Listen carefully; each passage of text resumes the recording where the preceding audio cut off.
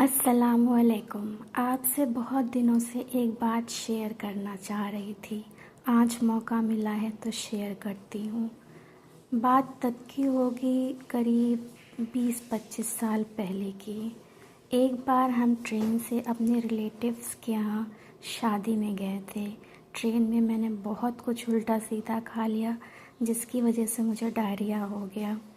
जहाँ शादी थी वहाँ पहुँचते ही मेरी तबीयत ख़राब हो रही थी और मैं वहाँ रुकना नहीं चाह रही थी।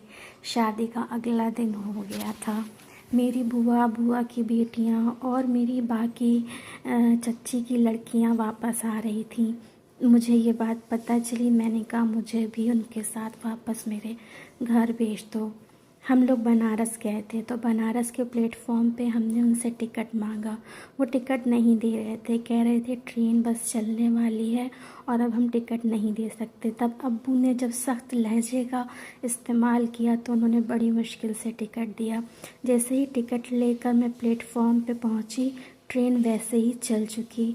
बस उस वक्त मुझे कुछ न सूझा। मेरे दिल से एक आवाज़ आई, या अल्लाह अगर तू है तो इस ट्रेन को अभी यहीं इसी वक्त रोक दे। बस फिर क्या, मेरा इतना कहना ही था दिल ही दिल में कि अल्लाह ने उस ट्रेन को रोक दी। मैं सन्न रह गई। मैंने कहा ये ट्रेन कैसे रुक गई। जब मैंने देखा गाड़ी में झांक कर तो वहाँ मेरी बुआ बैठी हुई थी। मैं रोते रोते उस गाड़ी के अंदर चढ़ी। सबने पूछा क्यों रो रही हो। ये तो मैं और मेरा अल्लाह जानते थे कि मैं क्यों रो रही हूँ। मेरे दिल से एक आवाज़ निकली और अल्लाह ने ट्रेन रोक दी।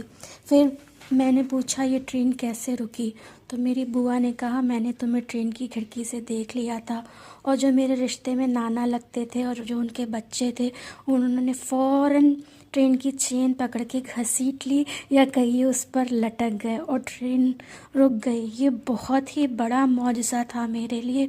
मेरी आंखों से आंसू जारी थे। मेरी बुआ की बेटियां पूछ रही थी कि तुम ऐसे क्यों रो रही हो, लेकिन मैंने किसी को कुछ नहीं कहा और दिल में अल्लाह का बेहद शुक्रिया अदा किया। उसके बाद मेरे जो रिश्ते के नाना लगते थे वो ट्रेन के एम्प्लॉई थे, तो वो मुझे फिर एसी डब्बे में ले गए। फिर बाकी का मेरा सफ़र बहुत आराम से कटा।